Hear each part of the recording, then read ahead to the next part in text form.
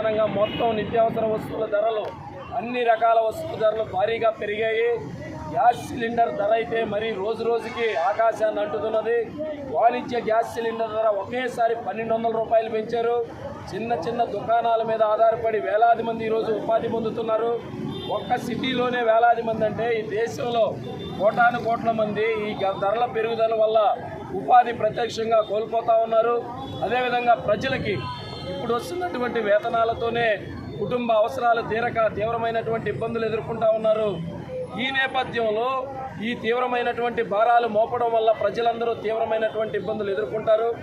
రవాణా రంగం ఈ దేశంలో వ్యవసాయ రంగం తర్వాత అత్యధిక మందికి ఉపాధి చూపుతున్నటువంటి రంగం రవాణా రంగం, ప్రత్యేకించి రోడ్డు రవాణా. ఈ రోడ్డు రవాణా రంగం ఇప్పటికే అత్యంత సంక్షోభంలో ఉంటే మూలిగే నక్క మీద పడినటువంటి చందనంలా ఈ పెట్రోల్ డీజిల్ ధరలు పెరగడం వల్ల ఈ స్వయం ఉపాధి పొందుతున్నటువంటి రవాణా రంగంలో ఉన్నటువంటి కార్మికులందరూ ఈరోజు ఉపాధి కోల్పోతారు.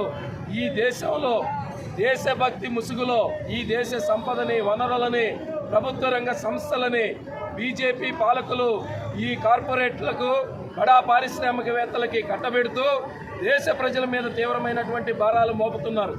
మన రాష్ట్ర విషయానికి వస్తే దేశంలో ఎక్కడా కూడా పెట్రోల్ డీజిల్ ఆంధ్రప్రదేశ్లో ఉన్నంత రేటు లేదు.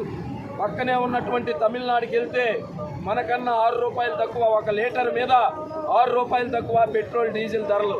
గ్యాస్ ధరలు కూడా అదే రకమైన పరిస్థితి. తెలంగాణలో కూడా అంతే. పక్క అన్ని రాష్ట్రాల్లో ఆంధ్రప్రదేశ్ కన్నా అత్యధికమైనటువంటి ఆంధ్రప్రదేశ్లో పెట్రోల్ డీజిల్ ధరలు ఉన్నాయి.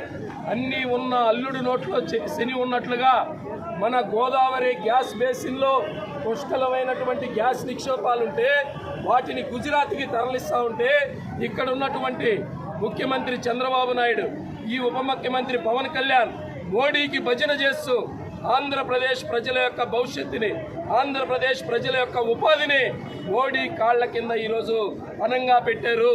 బీజేపీ చేస్తున్న దుర్మార్గ విధానాలకి భజన చేస్తూ ఉన్నారు. దీన్ని తీవ్రంగా నిరసిస్తూ వామపక్ష పార్టీలు ఈరోజు రహదారుల దిగ్బంధనం కార్యక్రమానికి పిలిపించారు. ఇప్పటికైనా ఈ నరేంద్ర మోడీ, బీజేపీ పాలకులు, ఈ కూటమి పార్టీలు ప్రజల మీద మోపుతున్నటువంటి భారాల్ని తక్షణమే రద్దు చేయాలి, ప్రజా ఉపయోగపరమైనటువంటి విధానాలు అవలంబించాలని చెప్పి సిపిఎం పార్టీగా మరియు వామపక్ష పార్టీలుగా మేము డిమాండ్ చేస్తున్నాం.